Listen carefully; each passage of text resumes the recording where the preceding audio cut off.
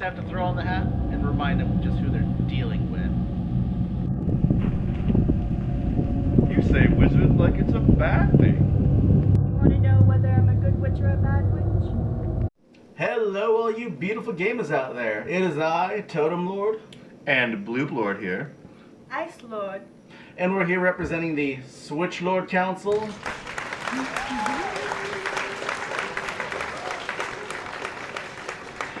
And today, we're here to give love to a game called 9 Parchments.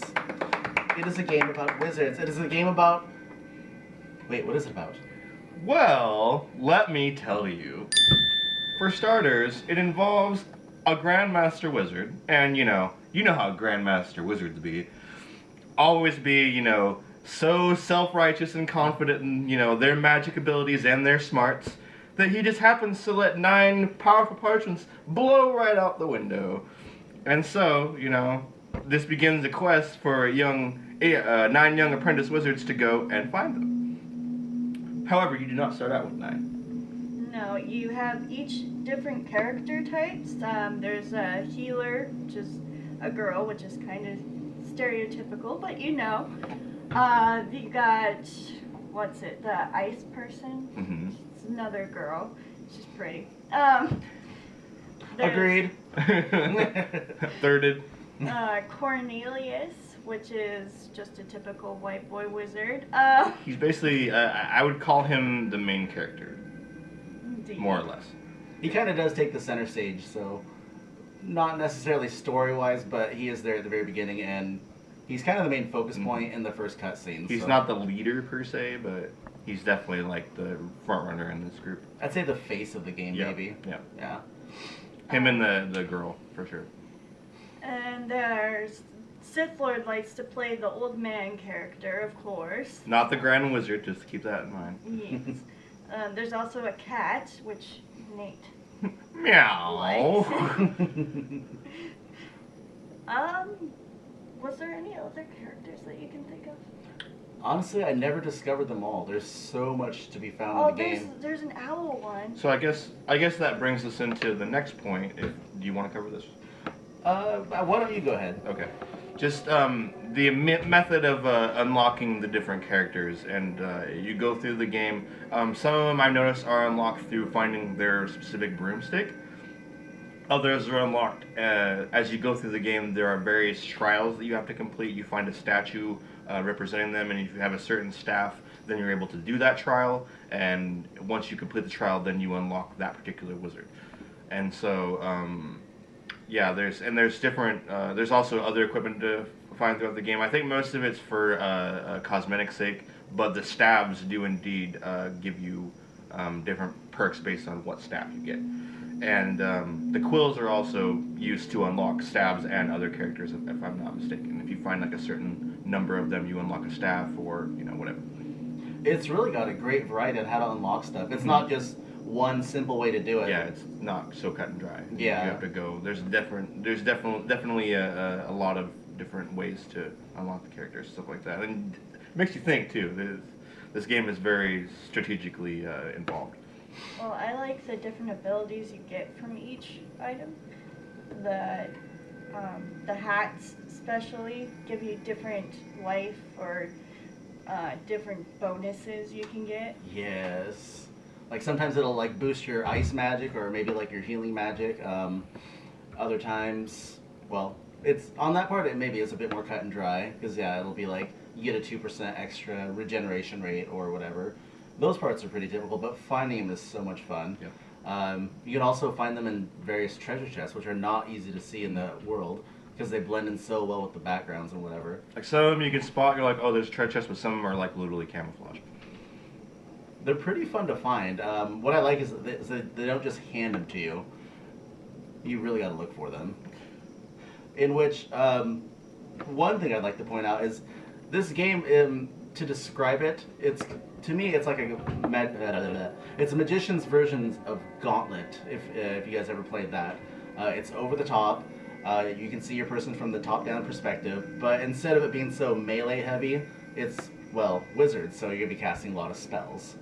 It's all pretty much ranged magic. There's not a whole lot. There's a couple like touch spells, like where you walk up and like touch the enemy, but for the most part, it's very, very you stay back and you're trying to stay out of like their range of fire and things of that nature. There's, And go ahead. oh, sorry. There's also the circles of death and life that you can throw on the ground.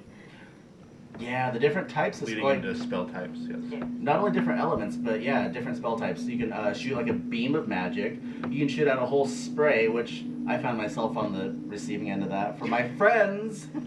Friends. Fun. You can also shoot waves of energy. And like Tier's over here said, you can throw a ball in the air, and it has no effect until you hit the button again, and it drops it, creating a field of whatever that element is. So definitely a huge variety on the way you cast spells. One thing to note is each tree I've noticed kind of has their own area of effect spell, like individually. The beams and stuff like that are all, you know, a fire beam is a fire beam, an ice beam is an ice beam, you know, all that stuff. It's pretty straightforward. But there's also like the ice one, you have like an ice rain. So like when you cast it in an area, it rains down a whole like bunch of ice needles on a particular area. The fire one, you have like a little totem that you shoot out. Totem. You have like a little totem that you shoot out, and it spins in a circle and releases like gouts of fire in 4 directions. So it's like it's not just like one particular thing on each one. You have like there's also a little bit of uniqueness thrown in there, so it's not just casting the same kind of spells. All in all, the gameplay, it was really well thought out. I never found myself bored. Nothing about it is cut and dry. Exactly, it's really very involved. One thing I like to point out too is the people that played Diablo, it's kind of like that as well. It has the same kind of game style, which is another game like Gauntlet Legends. Ah. But it's shot down in that whole, you know, top-down kind of view where it's like at an angle almost, but you see like the whole battlefield and stuff, and you just basically take out hordes of enemies. So it's the same kind of deal. It's not so involved as Diablo, I guess. Diablo is more like quest heavy and like, you know, going back to the town, accepting a quest, and then going out and stuff like that. This game is more like you're on a path and you keep going, and you know, until the end. One thing I'd like to point out is, unlike Gauntlet and maybe Diablo, haven't played it too much, but you can't pick up armor enhancements. You're gonna die a lot. Yep. This is a game that's from 1 to 4 players, but I highly recommend playing it to 4 players. It's so much fun. It also increases the difficulty when you do that. It does. The chaos. But, no, go ahead. One thing that I'd like to point out before we get into the complete thoughts of our opinions of it is that one is there are different character archetypes to unlock. So like each character, like Cornelius, for example, has 2 other things that you can unlock for him that have different spell sets in the beginning, and they have a different skill tree associated with them as well. And the skill trees in this game, like leading into that, it's not really designed for too much like defense and stuff like that. Like there's a couple of them that increase your health and stuff like that, but for the most part, it's designed for like spell augmentation and specific spell types. And you know, obviously, given which character archetype you select, the spell types that they're going to focus on are different. Like one's going to focus more heavy on ice magic, one's going to focus more on healing magic, and you know, things of that nature. I do like that they did that, because if you like a particular character, but if you're getting bored of him, here's a whole new variation. Yeah, here's a whole new Yeah. like ball of wax that you can choose from, and a different like it's different all the way down to what spells you're given and all that stuff. So. Ah, yes. Did we mention the type of elements? I don't think we touched on that actually. Tirza, do you want to take that? Sure, we'll start with ice, Because Ice Lord. Ice Lord, duh. Ice is my favorite because you can, like Lord Totem said, you can shoot projectiles, or you can shoot like rain, or you can... freezing power is good for anything because it slows your enemies down. If not, actually stops them. Exactly. Even if they're not weak against it, I found myself favoring ice, probably more towards other... One thing to point out too is that if you use ice magic and freeze somebody, you double your melee damage against them. So you can sit there and smack them without wasting your magic. Oh, that's actually one thing that we didn't touch on. You might want to take this one, but the fact that each element has its own bar associated with it, or each magic type has its own bar associated with it. Oh, yes. So, unlike a stereotypical RPG, I guess I'd say, you're not just stuck with 1 bar of mana, and once it's depleted, you're just running around, you know, like a chicken with your head cut off. you can Which switch. you're doing a lot of that anyway. by the way. That is a big part of the game, just so you know. But no, when you run out on one particular spell, when the bar goes down, that's it for that spell. You switch spells, even if it's like the exact same type of element, you're getting a whole new bar, which is really cool. Which has its own charges associated with it. Yes. So I thought that was a really nice touch that they did. I thought that was pretty cool as well. Oh yeah. Alright, so. And then back to the elements? Yes, back Yes. to the elements. Alright. Back to you, We're TJ. done with that yet. Alright, next we got fire. Of course, fire. He already went over the totem spinning fire. Raining fire and death. She's so cute anytime she gets all Yeah. like that. True witch over here, guys. Exactly. Fire, you can do like just a fire wave, a fire beam. It's typical. There's a meteor rain spell. Meteor rain spell too. Lightning is fun because it stuns the person for a few seconds, which can also be irritating because you get stunned for a couple seconds if you It's get very hit with it. shocking, one might say. Oh! Ha. Haha, same. Ha, same. And then life magic, you can do like a healing circle. There's a healing beam, which I find tricky to maneuver because it's just a really narrow straight line. You're trying to heal one of your teammates, but you might heal opposing side, which kind of sucks. Healing affects death people, so if you got like a death enemy coming at you, you can shoot healing at them or throw a healing circle on the One ground. thing we didn't touch on either is how the opposites of the elements work. Yeah. Do you want to touch on that? Oh, that's in the second video. They have to Okay. watch. No. Oh! Am I not supposed to talk about it? You are. Anyways, the death also has a circle, but there's also like a bomb that you can throw. You can throw it and it'll death wave everything, but you gotta be careful and warn your other people when you're going to throw that, because it'll also kill you. Or don't. Can I make a note? Or don't. One thing to note is that, at least from as far as I've noticed from playing this game, life and death are the only magics that actually will coincide with each other, but like, since they're opposites, like, there's a spell to where it shoots a death beam and 2 healing beams, and if they hit each other, it all coincides with each other, it creates an explosion that does a lot of damage. So this is like the only magic that like will react with each other like matter and antimatter react and create an explosion. So Yeah, that's another thing. You can cross your beams like you're not supposed to. And you can make a more powerful attack on enemy. Yeah, you can either go like, double fire, double ice, or just mix and match. But of course you gotta be careful about which enemy you're opposing. Let's say you're opposing a fire.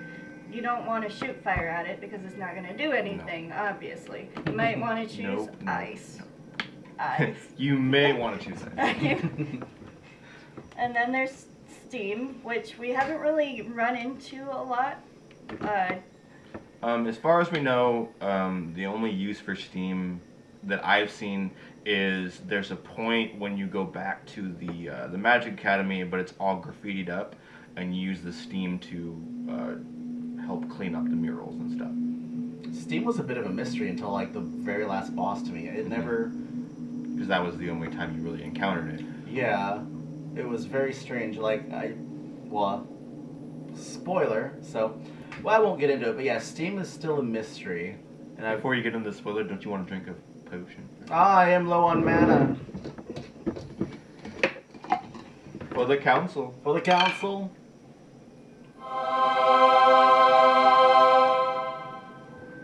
For the council. I'm a little late. Late to the party, that's okay. At least I arrived. Fashionably late. Aha. Shall we move on to graphics?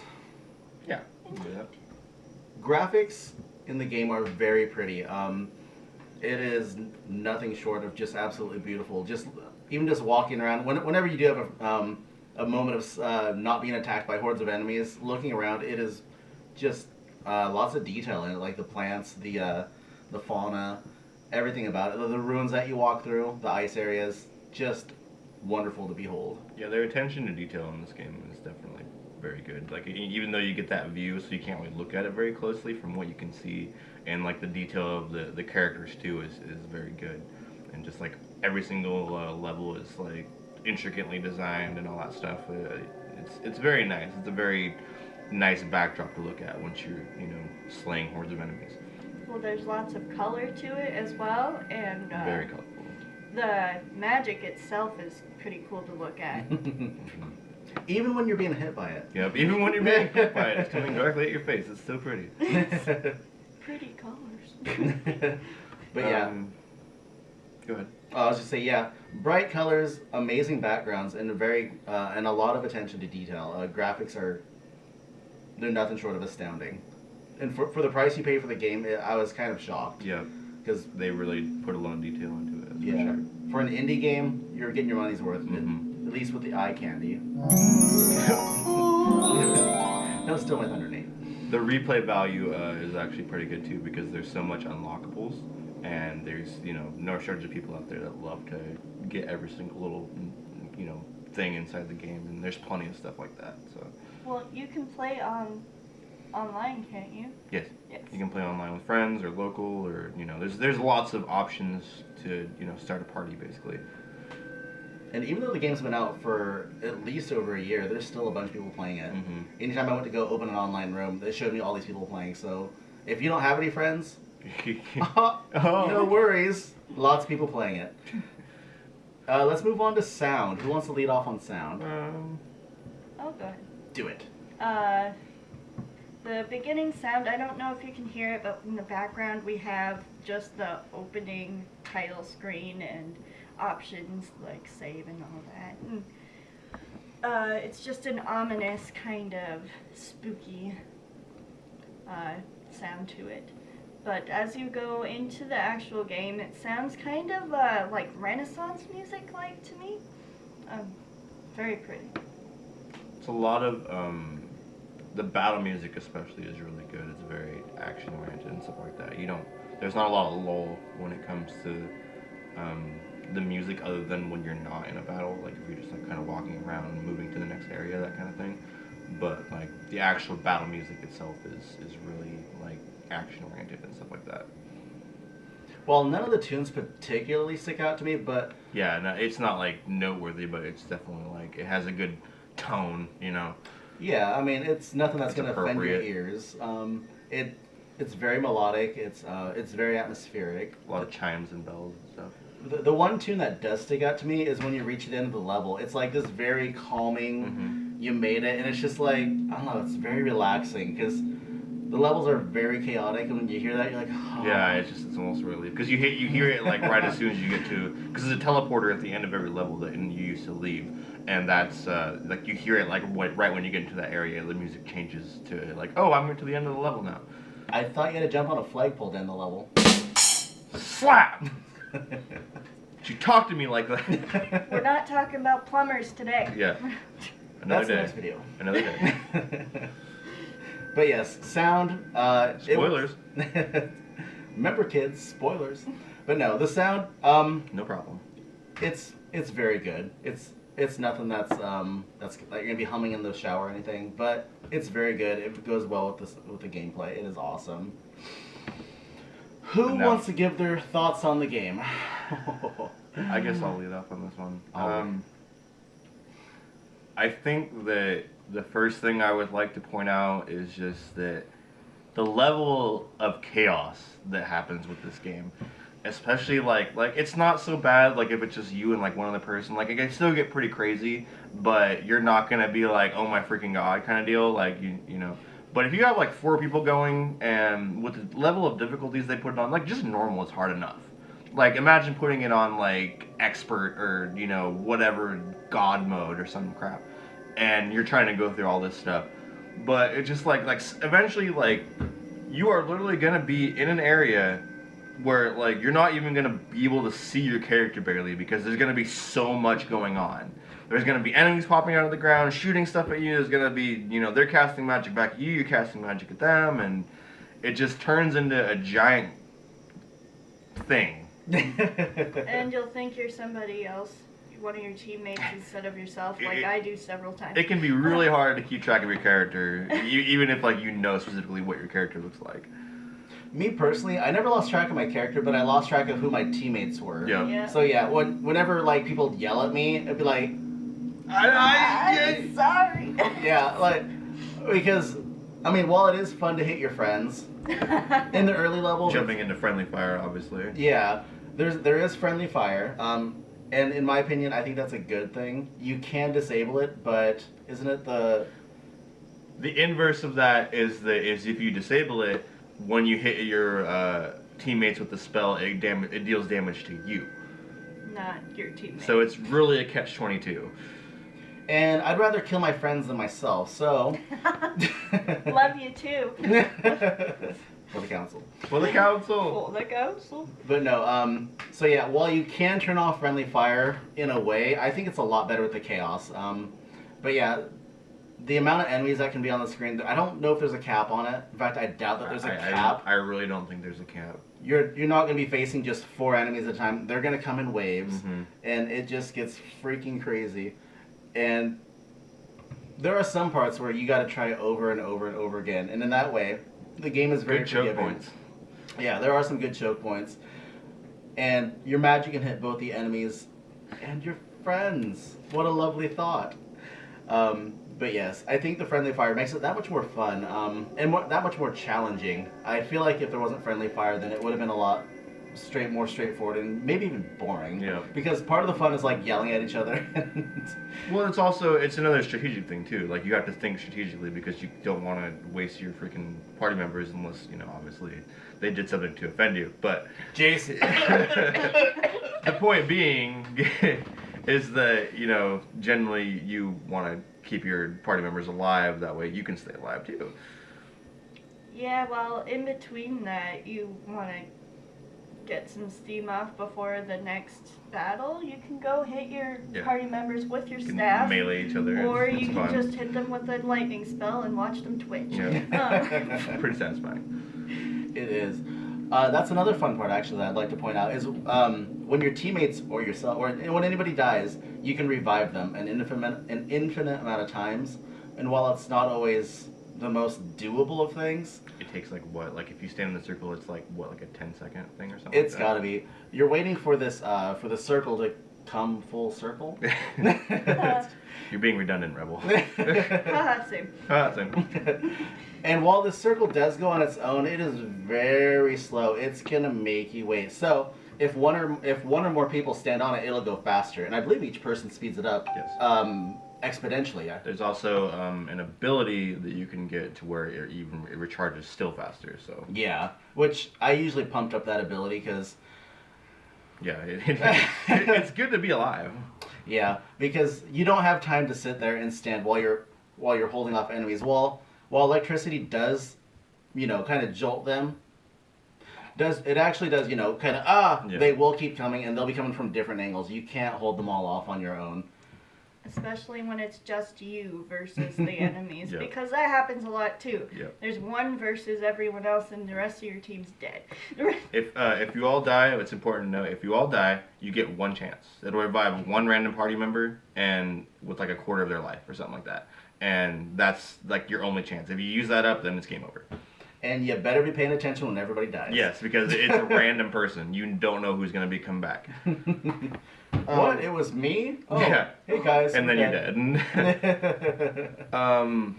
One gripe I'd like to point out myself is that you do get checkpoints in this game when you finish an area or something along those lines, but they're not always good checkpoints, if you catch my meaning, because there's been quite a few times where like we've been at the end of like the third wave of enemies, and then like we'll die and it resets us back to like the first wave of enemies.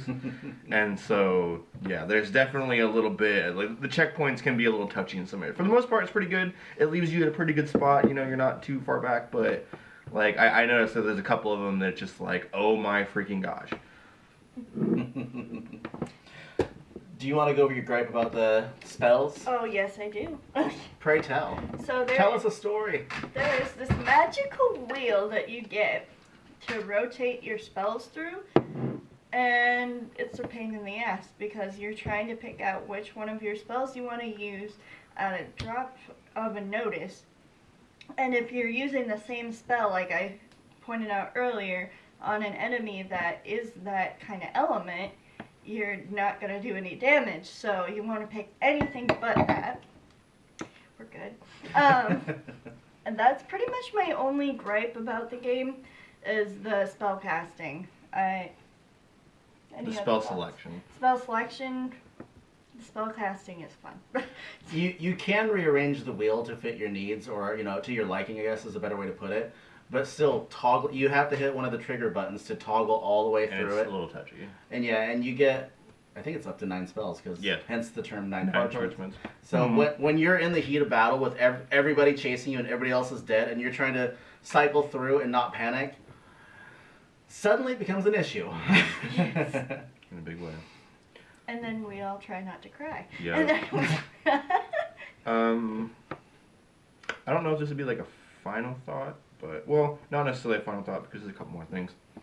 One thing I like to point out is just that there's not like, I wouldn't say there's like a level of realism to the game, but you really have to think strategically if you want to survive, because there's not really much in the way of helpful stuff to keep you alive, if that makes sense. Like, you're going to take a couple spells to the face and you're going to be dead. Like, your health is 300 no matter any way you slice it. There's like I said, you have like maybe an ability to raise your health like 20% max. And that gives you what, like 360 health? Good job.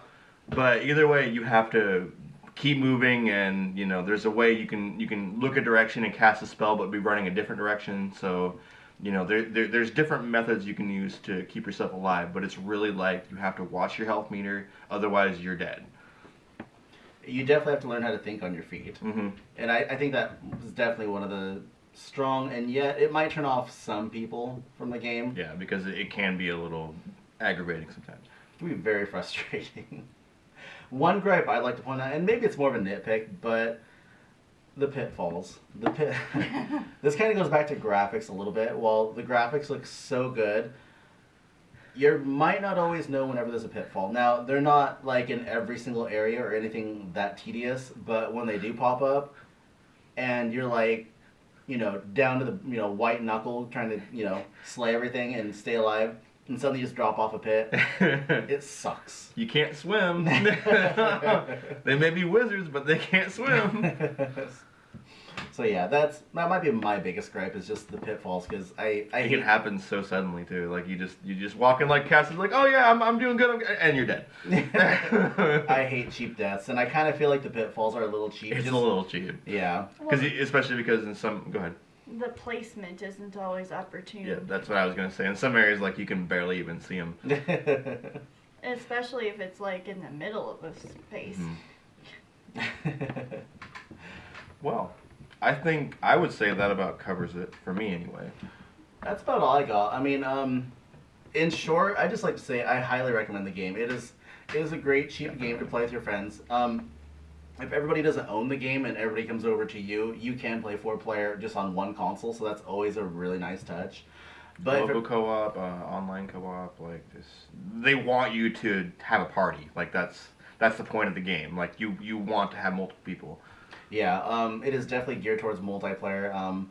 I couldn't see myself going through single player; it'd just be too boring. Yeah, and it really is. I mean, although some of the deaths are cheap, although it does get totally chaotic to the point where you might need to take a break. Yeah. It is very fun, and like Nathan said, you need to be strategic, and a lot of things about the game are very unique and very well thought out. And it really makes you think too. Like I enjoy games that make you think about how you want to approach a situation. Yeah. So if you're looking for a really great co-op game, 9 Parchments. 9 Parchments. Somebody grab me the physical copy so I can show it off.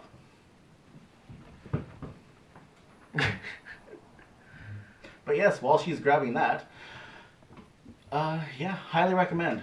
2 thumbs up. Your thoughts? Same.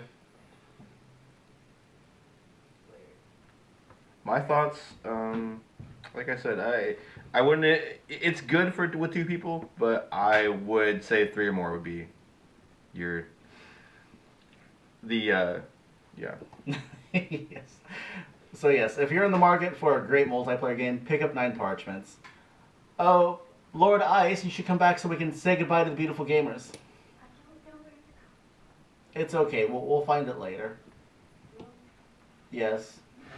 It'll be okay. If we have a physical copy, do we? That's because there isn't one. Think you're on a lunch. Rat. For the Switchler Council, this is Bruce Lord. I'm Totem Lord. I'm Ice Lord and a little salty. And we will judge you next time. Nathan, he's supposed to do this video with us. Nathan!